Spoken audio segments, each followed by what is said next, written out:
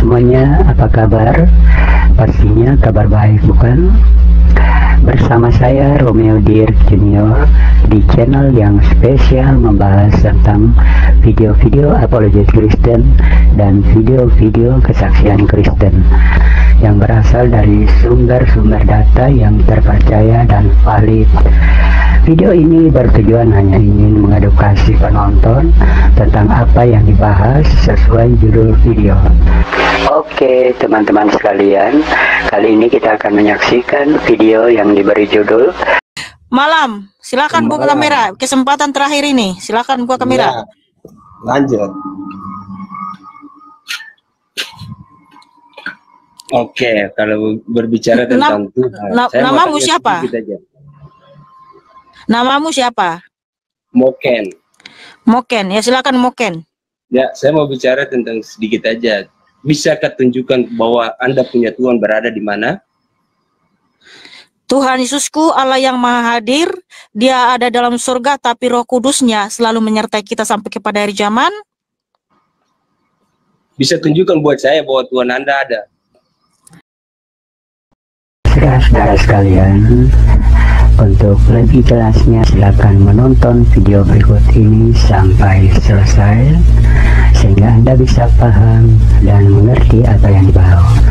Jangan lupa tinggalkan pendapat Anda di kolom komentar. Selamat menonton. Terima kasih.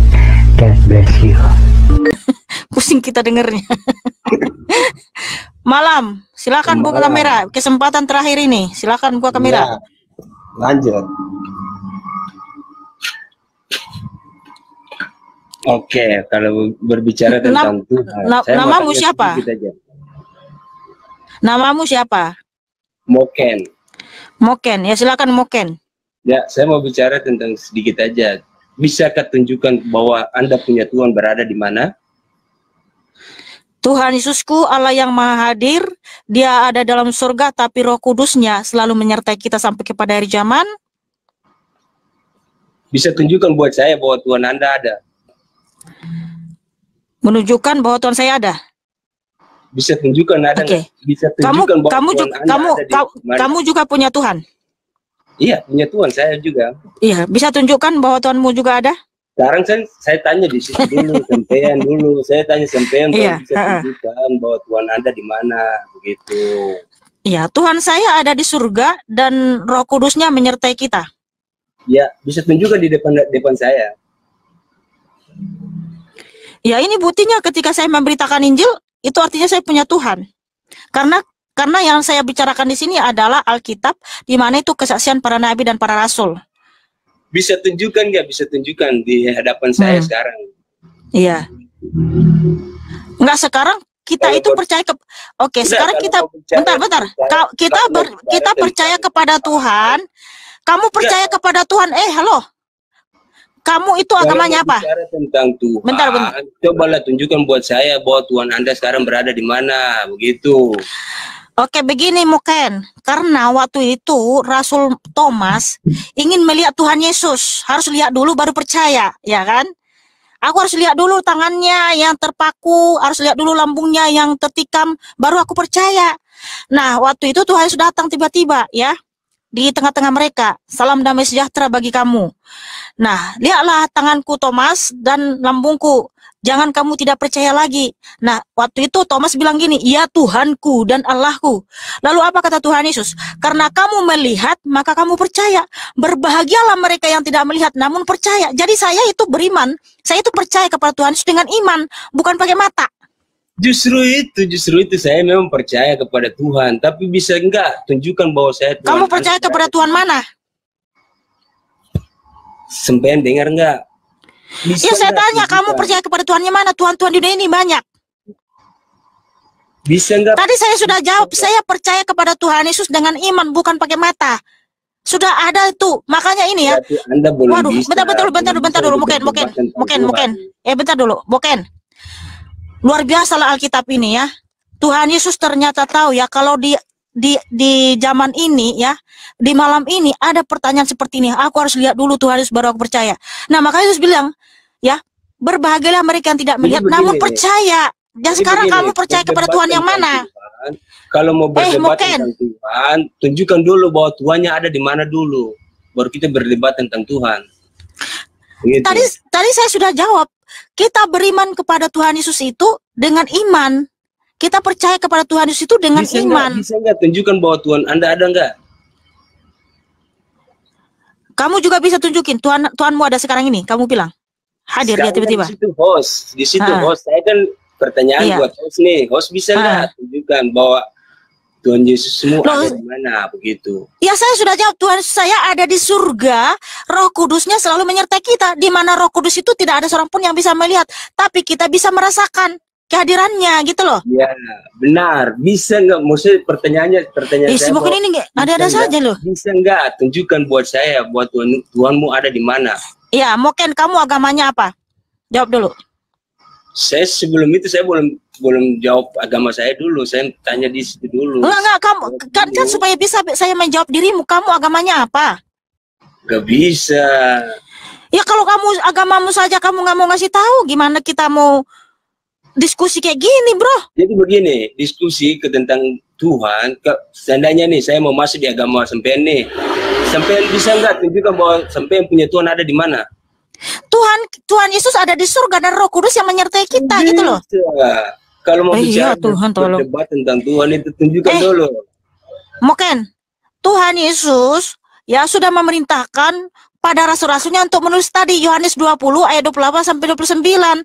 Karena apa? Ada orang yang bertanya seperti ini, harus lihat dulu baru percaya. Terus menyatakan berbahagialah mereka yang tidak melihat namun percaya. Gak bisa. Oke, agamamu apa? Jadi begini, Nek. Agamamu apa, Moken? Jadi begini, Nek.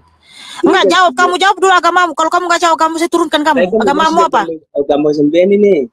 Saya mau masuk agama sampean. Enggak, agamamu apa sekarang? Enggak, kamu orang Indonesia kan? Di KTP-mu apa? Agamanya apa? Iya, saya orang Indonesia kan. Ya udah, di KTP-mu agamanya apa? Tujuan saya mau masuk di agama sampean nih. Bisa nggak tunjukkan bahwa Tuhan Anda di mana? Itu tadi saya sudah jawab. Kalau kamu percaya kepada Tuhan Yesus, kamu percaya kepada Dia dengan iman, bukan pakai mata. Ya udah, kalau nggak mau ya udah. Pergilah. Gimana dulu? Kamu aja nggak mau mengakui agamamu, malu kau. Malu kau punya mengakui agamamu. Kalau mau berdebat tentang agama. Enggak, agamamu apa? Tuhanmu di mana? Begitu. Aduh. Baru bisa udah pergilah.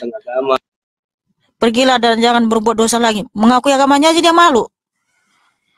Orang agamamu aja kamu akui, malu banget kamu. Berarti kamu mengakui Tuhanmu juga kamu malu.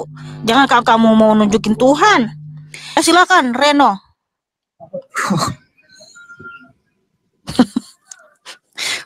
Ya silakan Abang Reno. Pertanyaannya apa? Halo Kak.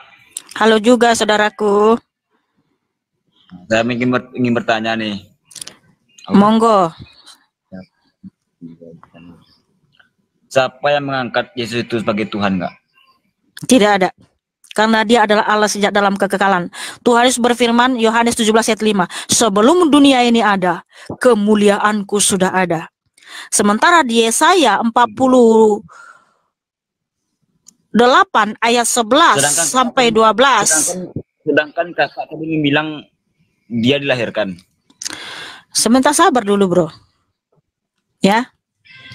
Di Yesaya 48 ayat 11 sampai 12 Tuhan berfirman, ya Yahweh Elohim berfirman, aku tidak akan pernah memberikan kemuliaanku kepada yang lain, karena akulah yang awal dan akhir, sang juru selamat. Nah, di Yohanes 17 ayat 5 Tuhan berfirman, sebelum dunia ada, kemuliaanku sudah ada. Artinya Tuhan adalah Yahweh Elohim itu sendiri. Jadi Dia adalah Allah yang sudah ada sejak dalam kekekalan, melingkupi segala sesuatu. Nah, kesimpulannya Bang, Tuhan Yesus itu pencipta segala sesuatu. Tidak ada yang mengangkat Dia jadi Tuhan. Tapi dia dapat firman tadi kakak bilang. Dia yang berfirman Bang. Mohon maaf saudaraku, saudariku yang baik hati, yang cakep, yang manis, mohon dibuka pikirannya lebar-lebar, disendengkan telinga dan pikirannya apa yang saya jelaskan supaya paham. Sebab saya berulang kali mengatakan sesuai dengan firman Tuhan Yohanes 1 ayat 1 sampai 14, Tuhan Yesus adalah sang firman, yang dimana dia yang berfirman, pemilik firman. Dia adalah Allah itu sendiri. Sudah paham, Bang? Oke, Kak, terima kasih. Oke. Ya, bagus, mantap gitu dong. Tepuk tangan buat Reno.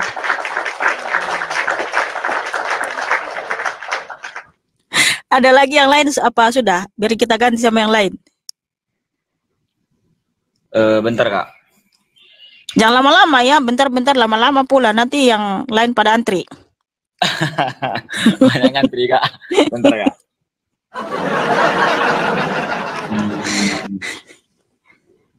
Saya mau nanyakan tentang di mana Kakak percayanya tentang adanya Tuhan Yesus.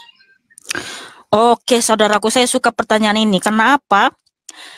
Saya membaca Alkitab ini kesaksian para nabi dan para rasul, di mana mereka sudah melihat langsung kuasa Tuhan Yesus. Dia berikan kuasa kepada Nabi Musa, kepada rasul-rasul Petrus, ya, Rasul Paulus. Mereka bisa membangkitkan orang mati, itu kuasanya dari Tuhan Yesus. Nah, apa yang saya baca di sini, Bang? Saya percaya, saya imani. Tuhan berfirman, Yohanes 14 ayat 14. Begini firman Tuhan, ya. Ini yang terjadi dalam hidupku, saudaraku. Yohanes 14 ayat 14. Jika kamu meminta sesuatu kepadaku dalam namaku, aku akan melakukannya. Nah, ini sering saya minta kepada Tuhan Yesus. Tuhan Yesus menjawab saya. Tapi ingat, doa saya itu untuk kemuliaan namanya. Kalau doa kita untuk kita gunakan untuk menghabiskan, untuk keserakahan, kedurhakaan, yang enggak dijawab. Tapi kalau untuk kemuliaan namanya, Tuhan Yesus menjawab. Dan sangat banyak mujizat Tuhan Yesus dalam hidupku. Dan saya mengalami perjumpaan pribadi dengan Tuhan Yesus. Itulah kenapa saya percaya kepada Tuhan Yesus, Allah yang hidup, Allah yang maha besar. Sebab saya sudah mengalami dia. Dia hidup, dia berkuasa, dia hadir dalam hidupku, bro. Jadi Alkitab yang saya baca di sini, ini bukan sekedar tulisan, tapi ini firman Tuhan yang berkuasa. Sebab apa yang difirmankan Tuhan Yesus itu berkuasa, saudaraku. Kenapa Alkitab itu adalah firman Tuhan yang sempurna? Karena segala tulisan yang diilhamkan Allah memang bermanfaat untuk mengajar, untuk menyatakan kesalahan, untuk memperbaiki kelakuan, dan untuk mendidik orang dalam kebenaran. Saya membaca Alkitab ini, saya bertobat dari hari ke hari, sehingga supaya perbuatan saya berkenan di hadapan Tuhan. Siapapun yang membaca Alkitab dengan sungguh-sungguh, dia akan bertobat, hidup dalam Kristus, dan dia akan mengalami banyak mujizat. Nah, begitu saudaraku Reno. Oke, Kak, salam toleransi ya, Kak. Ya, salam toleransi. Terima kasih saudaraku Reno sudah bertanya. Tuhan Yesus memberkati dan mengasihimu. Tepuk tangan buat Reno yang cakep dan manis.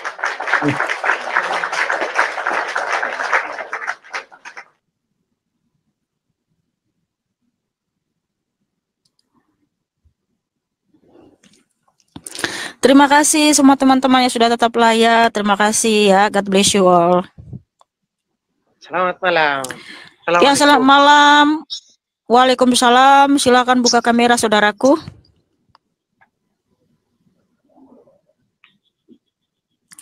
Silakan buka kamera saudaraku. Boleh kita bertanya, Mikana? Ya, boleh dengan senang hati ya, Bang. Silakan. Katanya itu Yesus berfirman. Iya. Kan mau meluluskan yang tadi. Itu gimana firmannya itu yang difirmankan itu? Di Yohanes 1 ya 1 sampai 14, Tuhan Yesus itu sang firman. Dia bukan firman, tapi sang firman. Di dalam bahasa aslinya adalah hologos. Hologos itu, ho itu sang, de ya. Sang firman yang berfirman. Pemilik firman. Karena dia adalah Allah itu sendiri. Sebab kalau kita baca di perjanjian lama, Yahweh Elohim itu adalah pencipta langit dan bumi, pencipta segala sesuatu. Nah, di sini sang firman itu yang menciptakan segala sesuatu. Lalu ya, Yahweh Elohim itu adalah terang manusia. Nah, di Yohanes 1 ayat 4, dia adalah terang manusia. Kemudian Yahweh Elohim itulah yang menjadikan dunia, Ya, Yohanes 1 ayat 10, dialah yang menjadikan dunia. Yohanes 1 ayat 11 dan 12, bahwa umat manusia ini adalah milik kepunyaannya. Nah, Yahweh Elohim lah yang menciptakan manusia. Makanya kesimpulannya adalah Yesus Kristus adalah Sang Firman. Dialah yang berfirman, dialah Allah itu sendiri, bukan sekedar firman, saudaraku. Nah, Allah itulah yang datang ke dunia menjadi manusia. Kok sampai dia turun Yesus itu ke firman lah ke dunia? Bukan firman yang turun, Sang Firman, Allah itu yang datang ke dunia, ya. Nah, kenapa tujuan Tuhan Allah, pencipta langit dan bumi, datang ke dunia ada dua. Yang pertama, untuk mengembalikan manusia ke rancangan semula, yaitu hidup yang kekal. Karena tidak ada yang bisa menebus manusia yang mati di dunia kematian dari hukum Tuhan selain Tuhan itu sendiri. Jadi mau malaikat, mau nabi nggak bisa menebus kita dari hukum Tuhan. Harus Tuhan itu yang menebus kita. Untuk itulah Tuhan itu sendiri yang datang, bukan malaikat, bukan nabi. Karena hanya Tuhan Yesuslah yang bisa menebus kita dari hukumnya sendiri supaya kita selamat, tidak binasa, dan supaya dia datang dari surga untuk menjemput kita. Karena harus yang punya surga itu yang datang membawa kita ke surganya, nggak bisa langsung kita. Seperti apapun usaha kita untuk mencari surga, untuk sampai ke surga, nggak akan bisa. Harus yang punya surga itu yang datang untuk menjemput kita. Nah, itu tujuan yang pertama. Ya, yang kedua, untuk memberikan kita teladan bahwa kita harus hidup seperti Tuhan Yesus. Jangan seperti Adam dan Hawa yang memberontak, tidak taat kepada Tuhan Yesus. Sehingga ya, firman Tuhan bahwa kita harus mengikuti teladan Tuhan Yesus, karena Tuhan Yesuslah teladan yang sempurna, supaya kita tekun berdoa, ya, penuh kasih, penuh cinta, taat dan setia, dan lain sebagainya. Seperti berarti itu, saudaraku. Alam semesta ini yang menciptakan itu Yesus, ya? Betul, saudaraku. Dari Adam itu. Berarti iya. Adam itu siapa yang menciptakan? Tuhan Yesus, saudaraku. Tadi kan sudah jelas firman-Nya di Yohanes 1 ayat 3, segala sesuatu diciptakan oleh Dia, termasuk manusia. Makanya Tuhan Yesuslah yang menciptakan manusia. Dan Tuhan Yesus menciptakan manusia itu menurut gambar dan rupanya. Sehingga gambar kita ini, rupa kita ini meniru gambar Tuhan Yesus, bukan Tuhan Yesus yang meniru kita. Oh, gitu. Iya dong. Makanya manusia itu kan makhluk yang paling terindah, ya, makhluk yang paling mulia. Karena apa? Kita diciptakan menurut gambar dan rupa Tuhan Yesus, saudaraku. Oke, jelas sangat ya. Terima kasih saudaraku sudah bertanya. Ya, Tuhan Yesus Kristus memberkati dan mengasihimu. Tepuk tangan buat Abang Hitam yang cakep dan manis.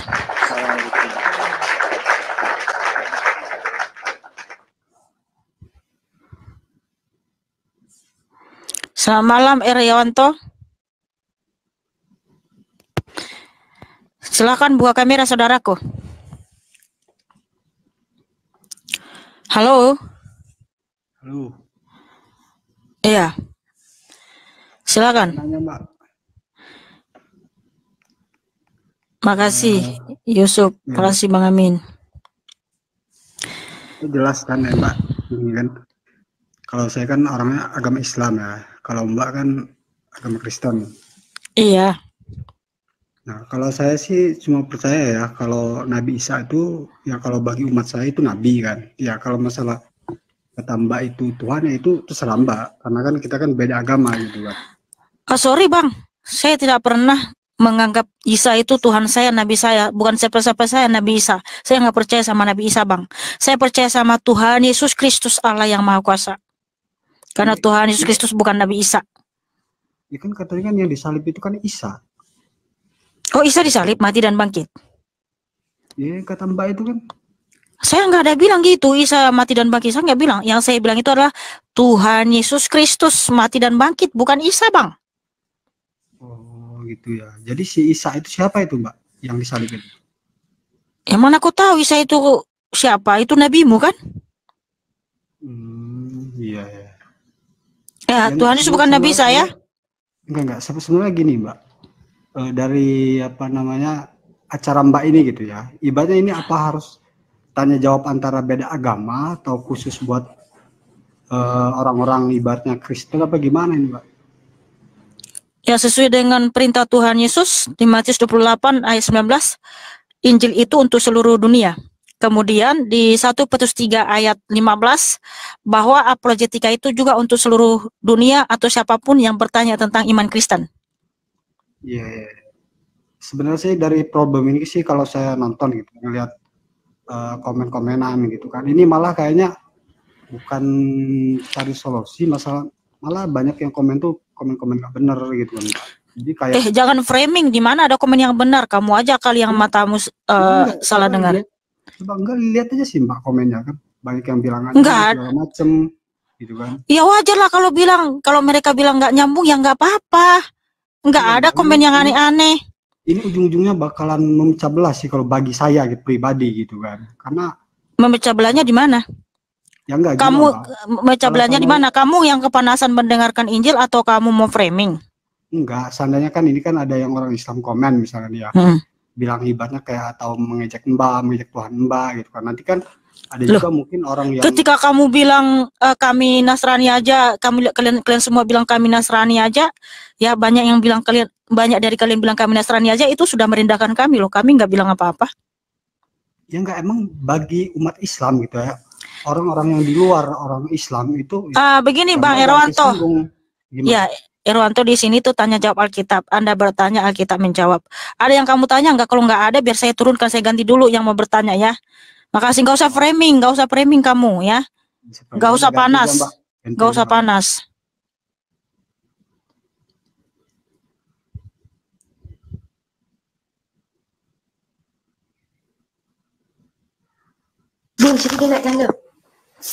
Selamat malam Siti, silakan buka kamera. Malam Kak Mikana. Ya malam, silakan buka kamera. Ini Kak, saya mau nanya nih Kak.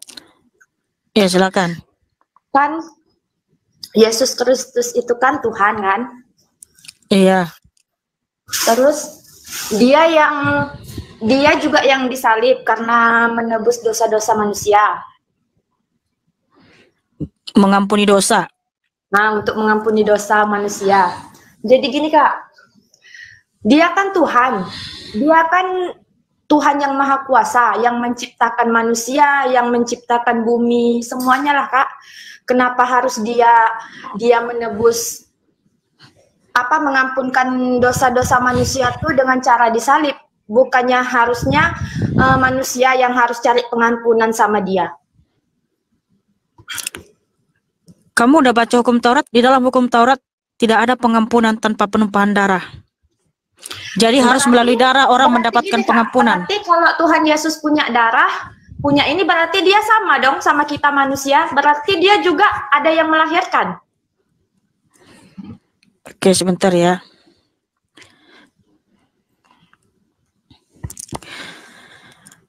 Oke, Kak, kameranya dong Kak. Hah? Kamera kenapa? Ya. Gini Kak. Bentar dulu, bentar. 1 Korintus 11 ayat 27. Jadi barang siapa dengan cara yang tidak layak makan roti atau minum cawan Tuhan, ia berdosa terhadap tubuh dan darah Tuhan. Jadi darah Tuhan yang mengampuni kita, ya. Barang fana tidak bisa mengampuni manusia, hanya darah yang kudus, darah yang mahal, yaitu darah Tuhan itu sendiri, ya. Memang Allah itu adalah roh. Karena Allah itu tidak punya darah, karena Allah itu adalah roh, tidak punya daging, tidak punya darah, sehingga dia datang menjadi manusia supaya punya darah. Ya, darah Tuhan itu kudus, mulia, agung. Itulah yang bisa mengampuni kita. Kenapa harus darah? Karena nyawa manusia ada dalam darahnya, dan darah pengantara antara nyawa. Nah, manusia yang mati harus ada darah yang kudus untuk membangkitkan kita dari debu kematian. Nah, itulah kenapa orang Kristen percaya ada kebangkitan, karena terbukti Tuhan Yesus telah mematahkan kutuk kematian. Berarti jadi gini, tanpa Kak, darah. Berarti gini Kak, setelah Tuhan Yesus menumpahkan darah, berarti Tuhan Yesus mati. Dia mati dia mati dan bangkit. Gimana dia mati Kak? Sedangkan dia kan manusia, dia yang menciptakan manusia. Manusia bertobat minta pengampunan sama dia. Kalau dia udah mati berarti manusia minta pengampunan kepada siapa lagi? Berarti lebih hebat manusia dong daripada Tuhan. Hebatnya di mana? Orang manusia mati membusuk nggak bisa bangkit, Nabi aja mati membusuk nggak bisa bangkit, seperti yang tertulis di Kisah Para Rasul 13:36. Kok Tuhan bisa mati? Sedangkan Tuhan dia yang menciptakan manusia, dia yang menciptakan, dia yang berkuasa Kak, dia yang berkuasa, Tuhan yang berkuasa. Oke, kalau begitu saya mau tanya sama kamu, apa bukti bahwa Tuhan Maha Pengampun? Tuhan Maha Pengampun? Bahwa Tuhanmu sudah mengampuni umatnya, bahwa Tuhanmu sudah mengampuni umatnya, mana buktinya? Buktinya kita tak bisa lihat amal kita baik dan buruknya Kak. Kalau kita bisa lihat amal kita ada buruk baiknya, manusia tak ada yang berbuat buruk lagi karena pasti berbuat baik semua karena dia dah tahu. Oh ya, dosa. Mana bukti? Saya tanya bukti real. Kan tadi kamu nggak mau ini sepertinya. Kalau kami pembuktian kami itu nanti di akhirat Kak. Kalau di akhirat. Kalau kita dari sekarang kita tahu perbuatan kita yang kita perbuat. Oh, jadi masih nanti. Bagaimana kamu bisa yakin kalau hanya nanti-nanti? Setelah kita mati, setelah kita dibangkitkan, baru di situ kita diperhitungkan. Dari mana kamu tahu kalau tak ada kebangkitan? Dari mana kamu tahu manusia ada yang bangkit kalau tidak ada yang pernah bangkit hidup kekal abadi selama-lamanya? Kak, aku mau tanya ini dulu, gimana Tuhan Yesus tuh mati? Setelah Tuhan Yesus mati tuh manusia tuh menyembah siapa gitu Kak? Maksud aku Kak, kok Tuhan bisa mati gitu? Sementara yang menciptakan manusia dia, menciptakan bumi dia, menciptakan langit dia ya makanya kamu dengar dulu. Kok dia mau memberi pengampunan kepada manusia, dia harus menumpahkan darah. Berarti Tuhan kalian punya darah. Kalau punya darah berarti dia sama dong sama manusia. Ya itulah bukti bahwa memang Tuhan itu Maha Pengampun, sudah ada buktinya, bukan nanti-nanti. Sehingga ketika Tuhan kok Maha Pengampun, harusnya kan kita yang minta ampun sama Tuhan. Kita yang berbuat ya baik. Dia yang mengampuni kita. Tuhan Yesus mengampuni kita. Wah, Siti Maria dengar dulu. Ini ngerocos mulu ini orang. Tuhan malah mengeluarkan darah untuk mengampuni manusia. Siti Maria, daripada kamu nyerocos, buktikan mana bukti bahwa Tuhanmu Maha Pengampun. Dari tadi ngerocos mulu. Saya kan bertanya Kak, saya kan bertanya, bukan saya nyerocos, saya kan bertanya. Berarti kan ya bertanya, tapi ini apa namanya? Mohon maaf ya, botol. Gimana botol? Aku nih bertanya Kak. Kan tadi Kakak bilang Yesus Kristus tuh Allah yang. Sorry ya, ngerocos mulu ya, kosong. Orang mau menjelaskan, nyerocos saja. Saya tanya, bukti Tuhan Maha Pengampun mana? Nggak bisa jawab. Lah kalau kamu tanya, bukti Tuhan saya Maha Pengampun itu tuh. Dia memberikan pengampunan di atas kayu salib melalui darahnya yang kudus. Sehingga ketika dia memberikan darahnya, ada yang mati dan bangkit. Itu bukti bahwa Tuhan kami Maha Pengampun. Jadi bukan nanti. Mau dijelaskan nyerocos mulu. Duh, sorry ya, saya turunkan. Kalau dia bukan Tuhan, ngapain dia mengampuni dosa kita? Karena dia Tuhan lah, maka dia mengampuni dosa-dosa kita. Haleluya. Ya, selamat malam Asep Susanto. Silakan buka kamera, saudaraku. Iya, selamat. Iya, sabar Mbak Mikana. Iya. Aduh. Kalau bukan Tuhan yang mengampuni dosa, siapa lagi? Kan harus Tuhan itulah. Ya, silakan Asep. Selamat malam juga saudaraku. Iya, jadi grogi nih Mbak. Ya, selamat malam buat Mbak Mikana dan selamat malam buat Pak Kamil. Iya, malam juga. Iya, salam toleransi. Kita juga berbeda agama sih Mbak ya. Iya, salam toleransi. Iya, teman mau ngasih masukan aja sih Mbak. Ya saya mendukung sih acaranya Mbak Mikana itu, cuman kan gimana ya, kalau ini kan intinya kan tanya jawab kan. Iya, Anda bertanya, Alkitab menjawab. Iya. Ada yang mau ditanya, silakan. Ya enggak, gini loh Mbak, maksudnya kalau tanya jawab buat sesama agama sih nggak masalah Mbak ya. Kalau buat tanya jawab, kalau berbeda agama itu sudah pasti jadinya bukan tanya jawab, akhirnya jadi perdebatan gitu loh Mbak. Kalau berdebat itu dua arah, ngerti nggak berdebat? Kan iya, saya tahu. Sepertinya ini nggak tahu arti debat. Ya, debat itu bertanya dua arah ya. Kamu bertanya tentang iman saya bertanya tentang imanmu, itu baru debat. Di sini itu bertanya tentang Alkitab. Anda bertanya Alkitab silahkan, nggak mau juga nggak apa-apa, nggak ada pasangan Bang. Jadi gini. Iya, tapi kan ujungnya ini jadi orang yang menjatuhkan gitu loh Mbak. Gimana menjatuhkannya? Iya kan itu dari banyak ya, di situ tanya aja sama netizen yang ini menyimak tiap hari itu. Oke gini Bang, Abang perhatikan nggak Komale Zuma Nandar? Abang bicara juga di sana. Di sana jauh lebih parah Bang. Yang dibicarakan bukan Islam, tapi yang dibicarakan adalah agama Kristen Bang. Alkitab yang dibicarakan, sedangkan di sini berbicara tentang Alkitab, iman Rana sendiri. Iya, tahu ini Pak. Gini aja Asep, ya, kalau kamu ingin bertahan tentang Alkitab silahkan, nggak ada paksaan. Karena memang Tuhan harus memberitakan kita, memberitakan Injil kepada semua orang. Dan juga ketika ada yang bertahan tentang iman kita harus menjawab 1 Petrus 3:15 ya. Ada yang kamu tanya nggak? Kalau nggak ada biar kita ganti. Iya, gini loh Mbak. Ya saya mendukung aja sih. Ya kalau mendukung jangan munah Bang. Mendukung tapi di sisi lain kamu bilang framing. Aduh, tolong ya kalau mendukung aja, jangan framing. Jadi ya mendukung aja Bang, nggak usah banyak munah ya. Itu namanya munah Bang. Mendukung tapi beginilah begitu, itu namanya munah Bang. Mohon maaf. Selamat malam Ida. Silakan buka kamera.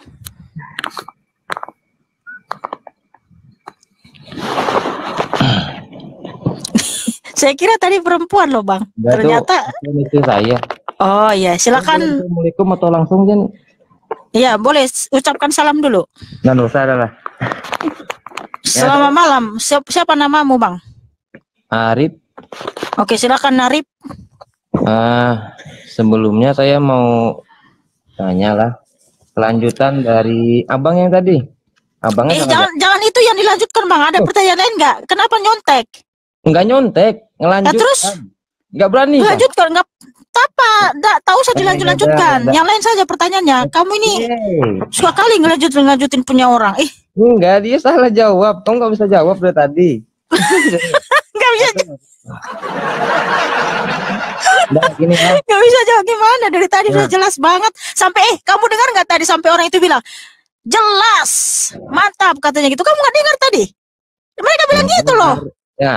Kok kamu bilang nggak jelas? Aduh, kamu itu. Satu pertanyaan. Ketika Tuhan Yesus disalib,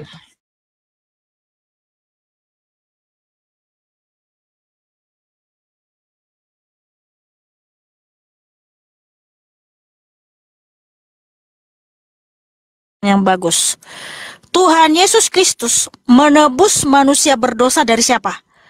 Menebus manusia berdosa dari hukumnya sendiri. Itulah harus Tuhan itu yang datang menebus kita, mengampuni kita, sebab tidak ada yang setara dengan Dia. Jadi malaikat, nabi tidak bisa menebus kita dari hukum Tuhan di Kejadian 2 ayat 17, Kejadian 3 ayat 17 sampai 19 selain Tuhan itu sendiri. Nah, begitu saudaraku. Oke. Dalam persepsinya Mbak, dia kan ini Tuhan. Kenapa harus menebus dengan segitu, ibaratnya itulah sebegitu hinanya, ditusuklah, dicaci maki, emang harus gitu kan? Karena memang tanpa penumpahan darah kita nggak akan mendapatkan pengampunan, kita nggak akan bisa mati dan bangkit. Maksudnya nggak akan bisa bangkit ya. Tanpa ada penumpahan darah nggak akan ada pengampunan. Makanya kalau kita baca di dalam hukum Taurat, kenapa orang Israel ya menumpahkan darah domba dan darahnya itu dipercik oleh imam di Bait Suci, itu adalah gambaran tentang Mesias atau tentang Tuhan Yesus yang memberikan darahnya bagi kita untuk pengampunan dosa. Nah, dulu kan di zaman hukum Taurat orang Israel kalau setiap berbuat dosa mereka harus mempersembahkan darah domba di Bait Suci. Persembahkan terus berulang-ulang ya. Jadi begitulah mendapatkan pengampunan, harus ada penumpahan darah saudaraku. Nah, tanpa darah nggak akan ada pengampunan. Kenapa harus melalui darah? Karena kita berhutang nyawa kepada Tuhan. Sebab nyawa manusia ada di dalam darahnya dan darah pengantara antara nyawa. Jadi darah kita yang berdosa yang terkutuk ini, jika ya disucikan dengan darah yang suci, yang mulia, yang agung oleh darah Kristus, maka darah kita menjadi suci sehingga kita bisa bangkit. Nah, gitu saudaraku. Jadi penjelasan Mbak sama Elia ini beda kayaknya Mbak lah. Bedanya di mana? Jangan bawa-bawa orang lain lah di sini. Di sini kita membicarakan tentang Tuhan Yesus, saudaraku. Tidak, itu bukan kaum saya. Oh, bukan Kristen. Saya kan perempuan. Elia kan laki-laki ya, bukan satu kaum. Laki-laki kah? Astagfirullahaladzim. Itu kan salah orang lah. Perempuan jadi laki-laki udah. Lanjut. Apalagi saudaraku, satu lagi lah, silakan ya. Mohon bertanya dengan santun ya saudaraku, silakan. Ini kan saya santun. Iya betul, kamu santun betul. Saya salut sama kamu. Iya, silakan saudaraku. Satu lagi, saya minta ayat bahwa Yesus mengaku dirinya Tuhan.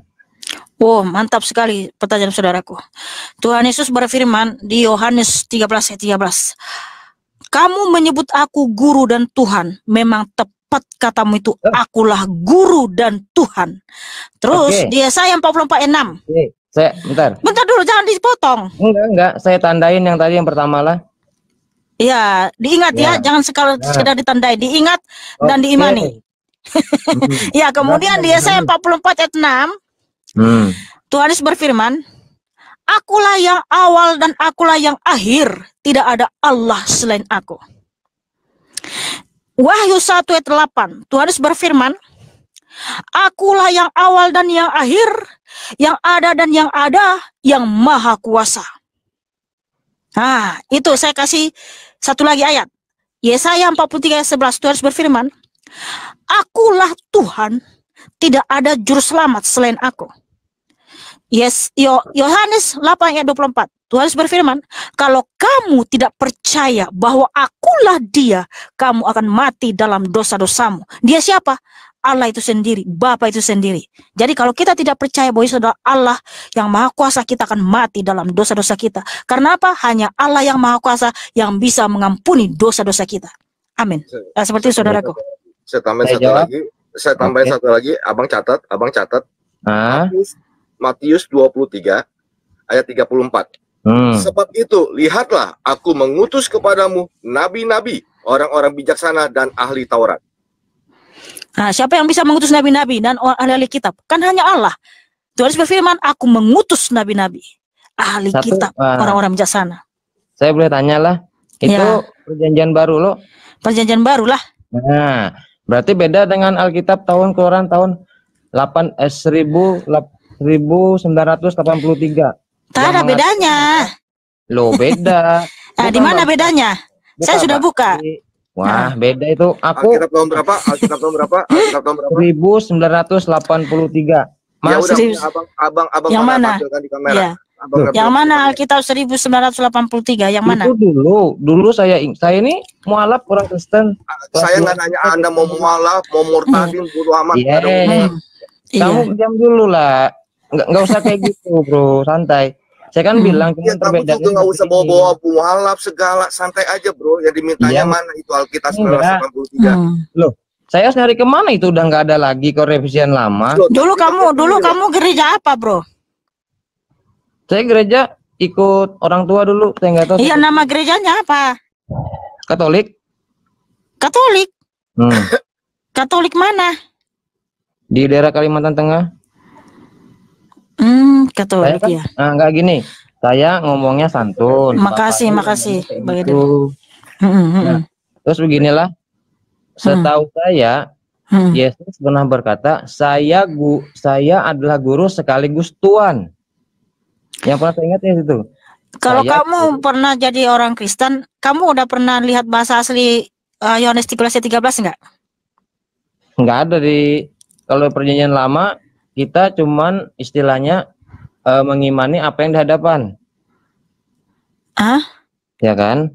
Di Yohanes 13 di situ bahasa aslinya adalah kurios. Kurios itu Tuhan. Nih saya bacakan ya ayatnya. Kita lihatkan dulu ayatnya. Iya, bacakan. Iya, di dalam bahasa aslinya itu kurios. Kurios itu Tuhan, bro. Kalau Theos itu Allah.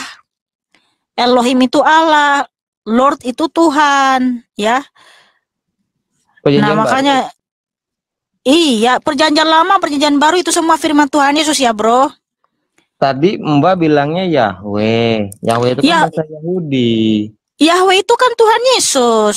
Iya, itu kan dalam bahasa Yahudinya. Ya kan? Iya, Yahweh itu kan Tuhan. Makanya kamu tahu nggak ketika orang Yahudi memanggil Yahweh itu apa? Tuhan. Ya, makanya terus menyatakan akulah guru dan Tuhan. Karena dia memang Tuhan. Gitu. Tapi kalau di bahasanya orang-orang Yahudi, mereka enggak, kamu dengar dulu ini ya. Ini kan Yohanes 13 ayat 13. Di dalam bahasa aslinya itu kan kurios. Di sini nih, nih kurios ini. Itu kan kurios itu kan. Kurios itu Tuhan, itu Lord gitu ya. Kurios. Bahasa Yunani. Iya, bukan Tuhan. Jadi Konstantin, berarti nggak ada Yahudi bilang kan? Itu kan bahasa Konstantin. Konstantin apanya nih maksudnya nih? Maksudnya di bahasa aslinya yang ditulis dalam Alkitab itu bukan kan Konstantin. Tidak, itu kan bahasa orang Yunani, ya kan? Katanya kamu Kristen, pernah Kristen. Kamu tahu nggak bahasa asli Alkitab itu dulu bahasa apa? Iya, saya tahu. Bahasa apa? Sebelumnya bukan bahasa orang Yahudi, itu bahasa orang Yunani, Konstantin. Gereja pertama kan di Konstantin. Aduh, kayaknya ini ngawur nih orang. Enggak ngawur, tahu itu kok. Bahasa asli Alkitab itu ya bahasa Ibrani dan Yunani. Iya, makanya kan nah, bahasa Yunaninya, bahasa aslinya di situ adalah Tuhan. Lagipun kalau kamu bilang Tuhan, Yesus itu Tuhan, nggak apa-apa. Karena apa? Dia adalah Tuhan di atas segala Tuhan. Wahyu 19 ayat 16, firman Tuhan bahwa Yesus Kristus adalah Raja segala raja dan Tuhan di atas segala Tuhan. Tuhan di atas segala Tuhan siapa? Ya Allah lah, ya Tuhan yang Maha Kuasa gitu, Bro. Oke. Nah, setelah itu kan Yesus katanya reinkarnasi ke bumi. Hah? Reinkarnasi? Kamu Katolik apa nih, Bro? Ada reinkarnasi. Bentar, diam dulu. Aku ada dengar penjelasan. Cuma saya mau kasih tahu doang ya satu ya, Bro. Coba kamu buka Quran surah 51 ayat yang 10, Bro. Yang 10 yo. Terkutuklah orang yang berdusta. Saya hanya mau ngasih tahu doang. Mohon maaf ya. Saya nggak usah diajarin Al-Quran. Masalahnya begini. Saya kamu tahu nggak, jadi kamu tahu Al-Quran. Jadi saya mau nanya, Bro, nama ibunya Nabi Ismail siapa, Bro? Saya nanya kamu dulu, kenapa nanya balik? Nggak mau ditanya apa gimana? Kamu dari tadi sudah bertanya kepada Mikana loh. Kamu dari tadi sudah bertanya kepada Mikana dan mengaku dulu kamu adalah Katolik, kamu Kristen. Saya belum selesai. Dari kamu bicara, kamu nggak ada Kristen atau Katolik ya, Bro? Ya, Bapak nggak dengar kah? Saya itu dulu kelas 2 SD. Kelas 2 SD dah. Kan saya nyanyi santun, bapaknya ngegas terus, kenapa kayak gitu? Pantas orang nggak hormati Anda. Anda tidak menghormati orang. Saya ini dari tadi senyum, ketawa, Bro. Nah, itu udah hormat sama orang kayak gitu. Kamu lihat wajahmu deh. Wajahku emang kayak gini, kenapa? Saya kan bertanya dengan santunnya. Saya interogasi Anda, kenapa Anda interogasi saya balik? Loh, tadi kamu bilang nggak usah ngajarin saya tentang Al-Quran, makanya saya nggak ngajarin kamu, saya kasih tahu ayat. Dan kalau kamu tahu tentang Al-Quran, saya mau nanya nama nabi ibunya Ismail siapa? Saya tanya kamu dulu, tanya mbaknya dulu, baru kamu tanya saya. Ada sih. Pertanyaan dibolak-balik gimana? Ya udahlah, katanya dia dulu kelas 2 SD ya. Tapi nggak apa-apa lah, terserah dirimu lah ya. Kan apalagi? Nih, apalagi selanjutnya udah satu lagi aja pertanyaanmu, saudaraku, silakan. Tanya apa? Aduh, kebanyakan putar-putar jadi orang mau tanya itu susah, cluenya hilang. Cluenya hilang ya. Santun kayak gitu orangnya. Kamu pengen dihormati orang tua, kamu gak hormati orang, masalah seperti itu, Bro. Saya nggak butuh hormat dari kamu, Bro. Karena saya bukan bendera. Oh, biar Tuhan. Udah gini, Mbak lah. Nggak butuh. Bagus, itu halaknya memang kayak gitu. Saya pengen tanya lagi lah. Saya kan nanya ini pertanyaan. Ketika Tuhan turun ke dunia, kenapa hanya di kaum Yahudi? Karena hukum Taurat hanya diberikan kepada Israel, kepada Yahudi. Itulah kenapa Tuhan Yesus datangnya ke bangsa Israel. Karena orang Israel itu adalah bangsa pilihan. Sebab kepada mereka diberikan hukum Taurat, kepada bangsa lain tidak. Jadi hukum Taurat itu hanya untuk orang Israel, bukan untuk bangsa lain. Nah, untuk itulah Tuhan Yesus datang ke Israel untuk menggenapi hukum Taurat. Nah, setelah Tuhan Yesus menggenapi hukum Taurat di atas kayu salib, darah Kristus itu menjadi perjanjian baru, sehingga keselamatan kekal itu bukan hanya lagi untuk bangsa Israel, namun kepada semua bangsa di dunia ini. Sebab ada firman Tuhan tertulis di Yohanes 4 ayat 22, keselamatan datang dari bangsa Yahudi. Nah, setelah itu barulah Tuhan Yesus memerintahkan rasul-rasulnya untuk memberitakan Injil ke seluruh dunia, supaya seluruh dunia tahu bahwa hanya Yesuslah Tuhan Allah yang benar, pencipta langit dan bumi, dan hanya Dialah sang juru selamat kita. Seperti saudaraku, saya rasa sudah cukup dulu ya. Makasih bro, God bless you.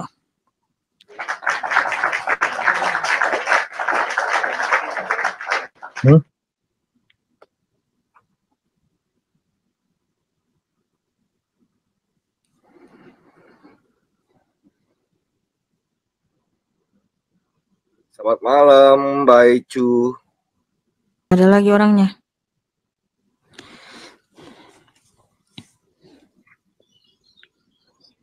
Salam. Halo bro, Alex.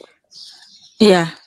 Salam buat Mbak Mikana ya, sama Mas Iya, Amin ya. salam juga saudaraku. Ya. Aku mau nanya nih. Bentar ya. Dia malah ketawa Jadi bro. ke bawah ketawa aku jadi. Ini. Nih ya Kak. Aku tuh nggak mempertanyakan apa-apa ya, cuman ngasih apa yang dibawa buat di bawah ya. Yang namanya kita beda agama Kristen atau agama Islam gitu tuh. Alex, kita sama-sama menghargai satu sama lain Alex, aja. halo. Gitu. Halo. Iya. Di sini tuh bertanya, ada yang mau ditanya nggak? Kalau nggak ada kita agak ganti sama yang lain. Ada satu. Ya silakan. Aku tuh ikut ketawa coba.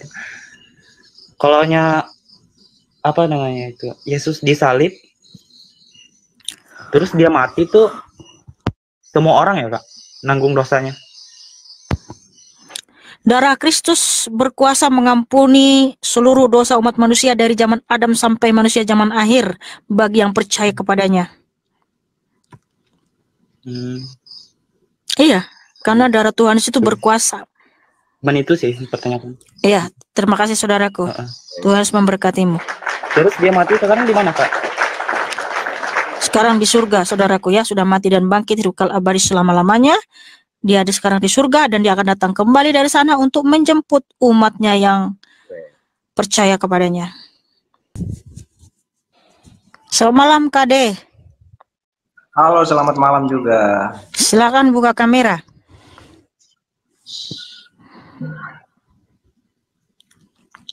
Oke, sebelumnya salam buat Abang Amin Wijaya sama Kak Mikana. Saya perkenalkan nama saya Kadera. Blasteran Belanda sama Maluku Utara. Jadi gini, Blasteran Belanda.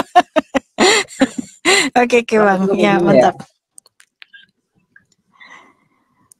Ya kan kalau nggak kenal kan nggak sayang gitu toh. Iya. Jadi gini Mbak Mikana, saya udah sering menonton. Jadi gini, saya terlahir sebagai seorang Muslim. Itu di KTP saya ya, terlahir sebagai Muslim, cuman saya artinya agnostik. Jadi gini Mbak Mikana, terkait baik itu di agama apapun, mulai dari agama Kristen, Islam, dan lain-lain. Saya mau sedikit bertanya Mbak Mikana terkait dengan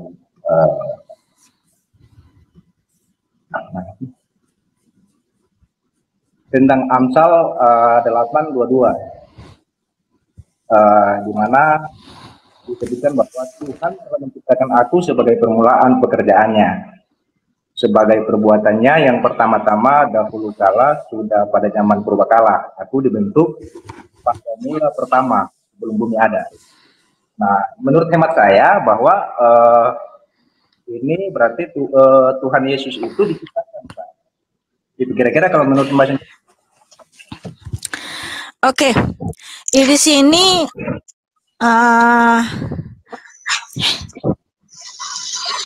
menurut firman Tuhan, pemikiranmu itu salah. Sebab apa? Kata Tuhan di sini adalah Yesus Kristus. Karena Yesus adalah Tuhan itu, Adonai itu sendiri, Yahweh itu sendiri. Jadi memang Tuhan Yesus itu sudah memiliki hikmat sejak dalam permulaan pekerjaannya. Karena Tuhan adalah sumber segala hikmat, sumber segala kecerdasan. Nah, begitu Bang. Nah, di mute itu Bang, Kadek. Dari terjemahan bahasa Indonesia. Kalau di dalam bahasa aslinya di situ bukan menciptakan tapi memiliki. Loh, berarti terjemahan di dalam bahasa Indonesia salah dong? Bukan salah, kurang tepat. Memang terjemahan di TBLI ini. Yang terjemahannya itu yang tepat bahasa aslinya itu ILT 3. Nah, terus entar Pak, kita lihat lagi di Wahyu, karena entar korelasinya ke sini di Wahyu 3 ayat 1 itu menyebutkan bahwa dan tuliskanlah kepada malaikat jemaat di Sardis, inilah firman Dia yang memiliki ketujuh roh Allah dan ketujuh bintang itu. Ini saya mau bertanya tentang soal tujuh roh itu. Itu kira-kira tujuh roh itu memang berada pada Tuhan Yesus itu sendiri atau memang termanifestasi? Tujuh roh Allah maksudnya adalah kesempurnaan, bahwa memang Tuhan Yesus itu Allah yang sempurna sehingga rohnya melingkupi segala sesuatu. Nah, begitu maksud saudaraku. Okay. Nah, jadi di Amsal 8 ayat 22 itu bahasa aslinya adalah Kanani, ya. Kanani itu artinya memiliki, bukan menciptakan. Kalau menciptakan itu bara, ya. Oke, seperti itu saudaraku. Nah, di Wahyu 3 ayat 14 itu Tuhan adalah sang amin, sang kebenaran, dan Dia adalah sumber segala ciptaan. Iya. Oh, berarti di Amsal ini bahasanya kurang tepat aja ya di. Iya, kurang tepat aja terjemahannya. Nah, yang tepat itu terjemahannya di LT3, Bang. Namanya kan terjemahan, itu terjemahan, tapi kalau dalam bahasa aslinya itu Kanani artinya memiliki, bukan menciptakan. Oke, mungkin Mbak. Kita saya belajar lagi, Mbak. Oke, ya boleh. Silakan belajar lagi lebih sungguh-sungguh. Makasih saudaraku ya. Oke, makasih. Ya, Tuhan Yesus memberkatimu.